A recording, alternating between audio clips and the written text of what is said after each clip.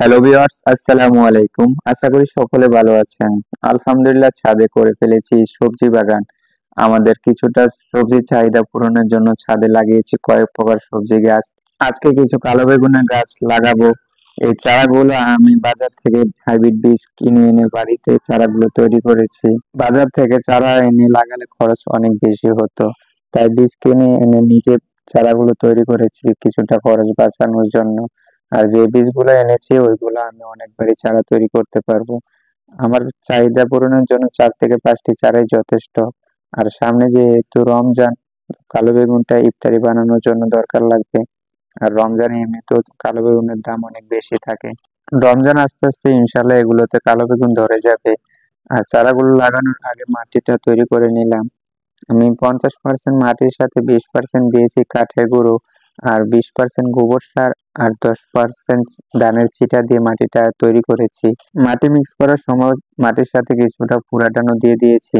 যাদের বাড়িতে খালি জায়গা আছে অথবা বাড়ির ছাদে খালি জায়গা আছে, তারা চাইলে আমার মতো শাকসবজির চারা লাগাতে পারেন কিছুটা শাকসবজির চাহিদা পূরণের জন্য। এতে করে ফরমালিন মুক্ত শাকসবজি খাওয়া যাবে। বীজ থেকে চারাগুলো উঠেছে আজকে প্রায় 30 দিন হয়ে গেছে। কালো বেগুনের চারাগুলো মাশাআল্লাহ অনেক সুন্দর হয়েছে। এগুলা একসাথে অনেকগুলা হওয়ার কারণে পাতাগুলোতে পোকায় ধরেছে। তো এগুলাতে নিম অয়েল দিয়ে দেবো, ইনশাল্লাহ ঠিক হয়ে যাবে। টমেটো, কালো বেগুন এগুলো একটু বেশি গর্ত করে লাগাতে হয়, তাই কালো বেগুনের চারাগুলো একটু বেশি গর্ত করে লাগিয়ে দিতেছি। এতে করে গাছগুলো অনেক মোটা হবে এবং বেশি শক্তি পাওয়ার কারণে অনেক ডালাপালা হবে। একটি ক্যারেটে 2টি কালো বেগুনের গাছ লাগিয়ে দিয়েছি, আর প্রতিটি ব্যাগে একটি করে লাগিয়ে দিয়েছি। এতে করে যখন গাছগুলো আর একটু বড় হবে তখন এগুলো অনেক ডাল হবে, আর একটু বেশি স্পেস পেলে ডালগুলো অনেক সুন্দরভাবে ছড়াতে পারবে। এতে করে অনেক কালো বেগুন ধরবে।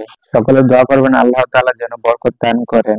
কালো বেগুনের গাছগুলো একটু রোদের মধ্যে লাগিয়ে দিয়েছি, যেন রোদটা সরাসরি গাছের উপর লাগতে পারে। আর কালো বেগুনের গাছগুলো রোদের মধ্যে অনেক ভালো হয়। এগুলাতে রোদ লাগলে গাছগুলো অনেক সুন্দর হয় এবং অনেক বৃদ্ধি পায়। এতে করে গাছগুলো অনেক সুন্দর দেখায়। গাছের মধ্যে যত সূর্যের আলো লাগবে গাছের তত রোগবালাই কম হবে। আর গাছের যত রোগবালাই কম হবে গাছের ফলনও তত বেশি হবে। আমি আবারও গাছগুলার গোড়ায় ফুরাটান দিয়ে দিলাম, যেন গাছগুলাতে পচন না লাগে। আর কালো বেগুন গাছেতে এমনিতেও অনেক রোগবালাই হয়। আমি গাছগুলো সম্পূর্ণ ন্যাচারাল ভাবে বড় করার চেষ্টা করব, জৈব সার দিয়ে এবং রাসায়নিক মুক্ত সবজি তৈরি করার চেষ্টা করব ইনশাল্লাহ। ওই চারাগুলোর সাথে একটা চারা ছিল ছোট, ওইটার বৃদ্ধি ভালো হয় নাই, তো ওইটা ক্যারেটের মধ্যে লাগিয়ে দিলাম। এটা বাঁচলে বাঁচবো, না বাঁচলে তো নাই। আমাদের এখানে এমনিতে বেগুনের চারা একটু বেশি হয়েছে, তো সবগুলা চারাতে পানি দিয়ে দিলাম। মাটিগুলো এমনিতে হালকা ভিজে ছিল, তারপরেও পানি দিয়ে দিলাম যেন গাছগুলো মারা না যায়। আমি ক্যারেটের মধ্যে কিছু টমেটো গাছ লাগিয়েছিলাম। আলহামদুলিল্লাহ ওইগুলোতে অনেকগুলো ফুল এসেছে এবং অনেকগুলো টমেটো ধরেছে। গাছগুলা কি কি পরিচর্যা করি পরবর্তী ভিডিওতে জানিয়ে দেবো ইনশাল্লাহ। ভিডিওটি যদি ভালো লেগে থাকে তাহলে চ্যানেলটি সাবস্ক্রাইব করে পাশে থাকবেন। ধন্যবাদ।